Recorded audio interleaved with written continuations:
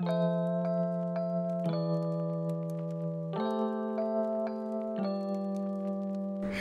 সবাই কেমন আছেন? আশা করছি সবাই খুব ভালো আছেন। তালের দিনে আমরা তাল দিয়ে বিভিন্ন রকম খাবার বানিয়ে থাকি। তালের কেক, তালের মালপোয়া, তালের বড়া, তালের ক্ষীর।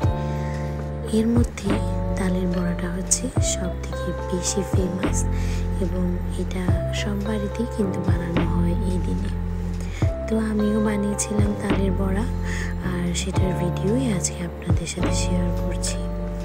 আমি 3টা তাল নিয়ে সেগুলো থেকে কাঠ বের করে নিয়েছি। বেশ কিছুটা কাঠ দিয়ে আমি তালের ক্ষীর বানিয়েছিলাম, যেটার ভিডিও অলরেডি আমার চ্যানেলে দেওয়া আছে।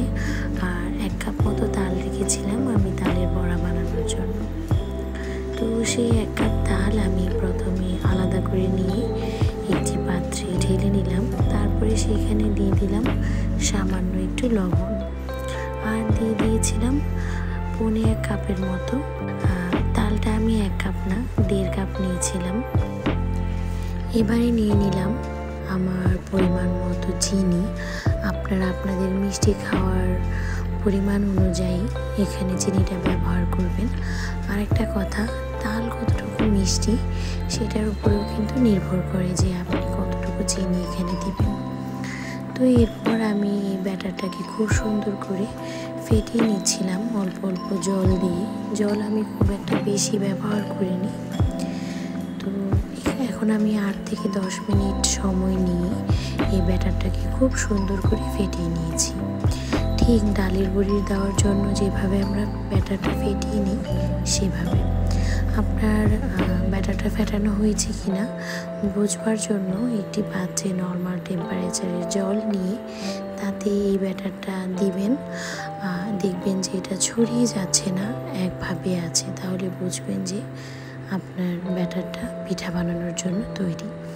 আর এইভাবে যদি আপনি ব্যাটারটা বানিয়ে নেন তাহলে কিন্তু আপনার পিঠাটা খুব সুন্দরভাবে হবে, সফট হবে, ভেতরে সুন্দরভাবে ফুলবে এবং আপনি যতক্ষণ পর্যন্ত এটাকে ফ্রিজে রেখে সংরক্ষণ করবেন বা যতক্ষণ পর্যন্ত এটা সংরক্ষণ করে খাবেন এটা কিন্তু সফটই থাকবে, উপর দিয়ে ড্রাই হয়ে যাবে না। তো এখন আমি কড়াইয়ে তেল দিয়ে নিয়েছি, আর তেলটা ঠিক মতো গরম হয়েছে কিনা সেটা দেখার জন্য আগে সামান্য একটু ব্যাটারের মধ্যে দিয়ে নিয়েছিলাম। তেলের মধ্যে ব্যাটারগুলো দিয়ে সাথে সাথে নাড়বেন না, এটা একাই নিচ থেকে হয়ে সুন্দরভাবে কিন্তু তেলে ভেসে উঠবে। সেই সময় পর্যন্ত অপেক্ষা করতে হবে। মিডিয়াম ফ্লেমে রান্নাটা করবেন, তাহলে উপর দিয়ে সুন্দরভাবে রান্নাটা হবে, ভেতর দিয়েও সেদ্ধ হবে। আর যদি আপনারা বেশি তাপটা বাড়িয়ে দেন সেক্ষেত্রে দেখা যাবে যে উপর দিয়ে কালার চলে এসেছে এবং ভেতরে কাঁচা রয়ে গেছে। আমরা কিন্তু এইভাবে কলা দিয়েও অনেক সময় বড়া বানাই। তো তাল দিয়ে এইভাবে বড়া বানালে কিন্তু খেতে ভীষণ মজা লাগে। আর এই রেসিপিটা আমার শাশুড়ি মায়ের থেকে শেখা।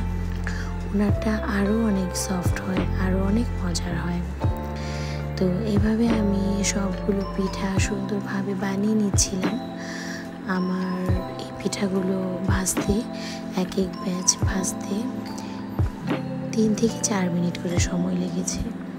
তো প্রথম ব্যাচে একটু অল্প করে পিঠাটা দিয়েছিলাম, কারণ দেখছিলাম যে সব কিছু ঠিকঠাক আছে কিনা।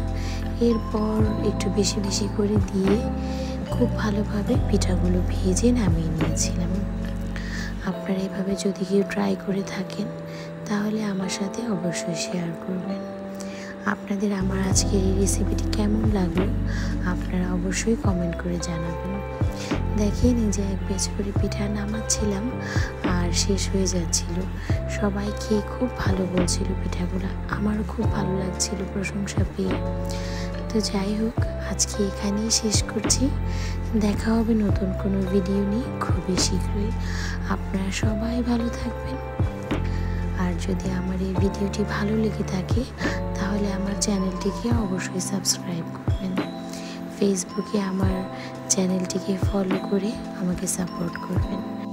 আপনাদের যদি পছন্দের কোনো রেসিপি থাকে আমার কাছ থেকে জানতে চান তাহলে অবশ্যই কমেন্ট করে জানাবেন।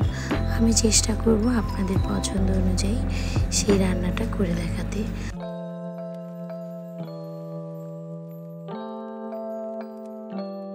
ধন্যবাদ সবাইকে।